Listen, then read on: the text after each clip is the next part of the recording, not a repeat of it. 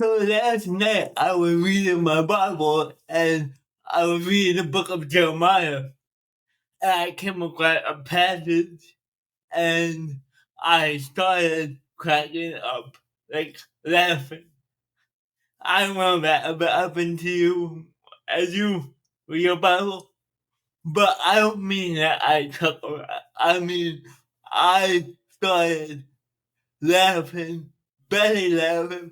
I got kind of worried because actually, Diane and my wife and my son Emmett, they were already asleep, and I'm like, oh man, I'm gonna wake them up because that's how hard I was laughing, and then I was thinking sometimes my laughter sounds like crying, and I was like worried Diana get come out here and think I'm crying.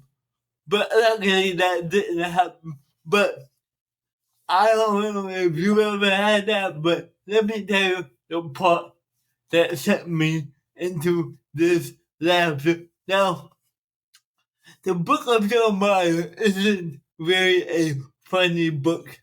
It's actually a very sad book.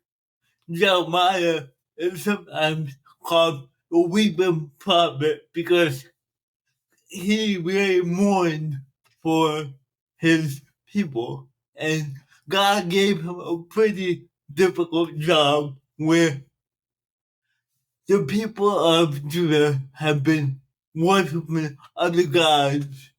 And they've been doing some really bad things, even doing things like child sacrifice in some cases.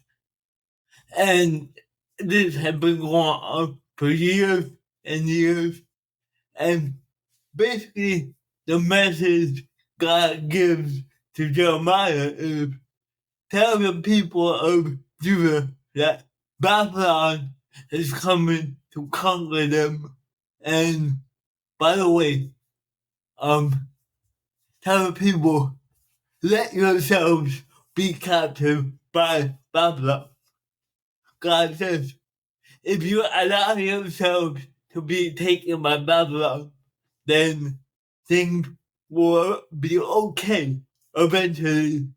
But if you stay in your pride and think that there's nothing to worry about, then Babylon will come and it'll be even worse for you. Which that's a hard message to follow. Really, imagine, basically God saying, "Let this bad thing happen to you, and it'll be better for you in the long run." And that was the message God gave Jeremiah. But in Jeremiah 36, God gives the people a little bit of a chance. He tells Jeremiah, hey, write down these messages, go show it to the people, and maybe, what does he say? He said, maybe they will turn from their wicked ways, and that I will forgive them. So Jeremiah has this friend, Baruch, and Baruch acts as his scribe, where God gives Jeremiah the messages, Jeremiah tells Baruch, and Baruch writes it all down for Jeremiah. And when Jeremiah is done, he tells Baruch, hey, go tell, go show the people in the temple this message. I can't go myself because they kind of won't let me back in the temple, but you go in there and show them what we wrote down. So Baruch takes the scroll and he goes in the temple and he shows it to some of the temple officials. And to their credit, they are kind of amazed by this and they're taken aback by this. And they're like, wow, we gotta go tell the king about this. But I don't. think the king will really like this message. So they say, before we go tell the king, you and Jeremiah better go hide because the king won't be happy about this. So they tell the king about this scroll, and the king said, okay, bring it in and read it to me. Now, it's winter time, and the king is around a fireplace. So they come and they bring this scroll in, and they give it to the king's secretary, and the king said, okay, let's hear what Jeremiah had to say. Let's hear what God had to say through Jeremiah. I'm gonna read what happened. And it is Jeremiah 36, beginning at verse 22. And this is really the part that made me laugh. It says, it was the ninth month, and the king was sitting in a winter apartment with a fire burning in the fire pot around him. So he's by the fire. Whenever Jehoiada, and that was the person reading the scroll, whenever he read 3 or 4 columns of the scroll, the king cut them off with a scribe knife and threw them in the fire pot until the entire scroll burned in the fire. And think about what a crazy scene this is. The secretary is reading this scroll, and as he's finished with each section, the king says, "Oh, can I see that?" And then he cuts it with a knife and just throws it in the fire pit.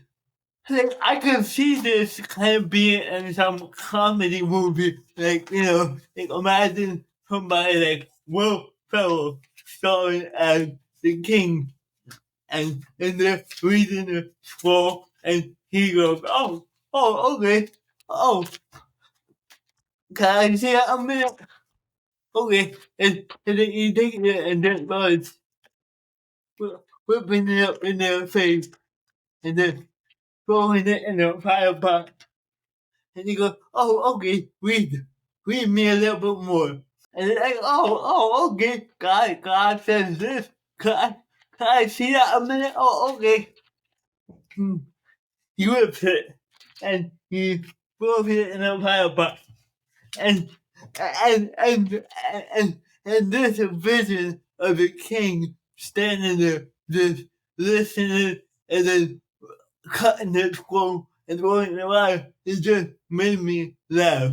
It made me laugh about how arrogant the king was. If you imagine him just cutting this up in kind of a deadpan stare out to the audience, like, oh, okay.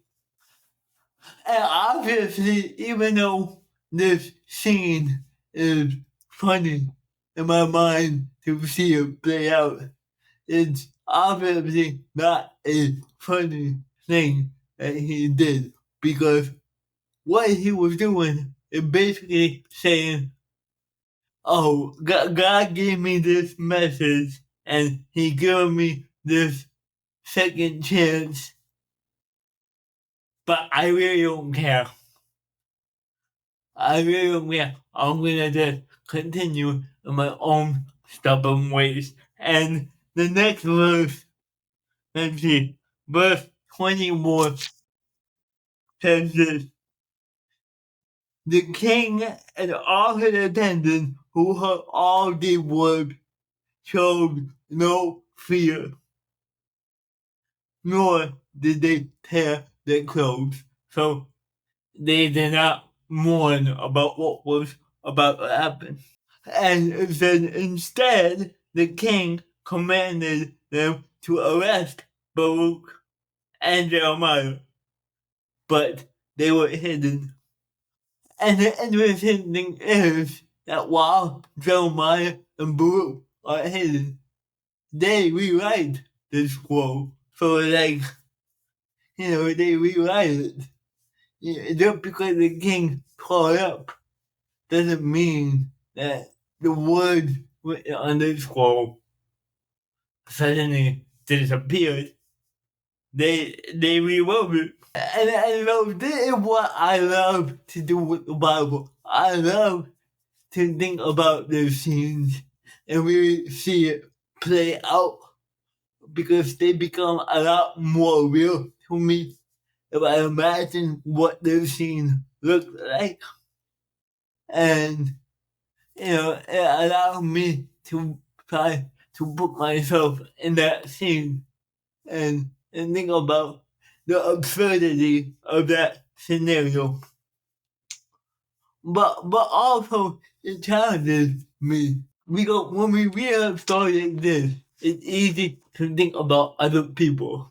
It's easy to put other people on mind and think, oh, that king, he is just like this person over here I know who is disobeying God. But really, the thing is we need to look at ourselves. I need to look at myself and think, man, when do I kind of laugh in the face of God by willfully going against what He has commanded me? When do I not take Him seriously? When somebody comes to me and says, hey, I think you should think about this. When do I just put up a wall and proverbially, wait, is that right word? And proverbially tear up the scroll of God in their face? And I think that's something to think about, and I hope that helped you.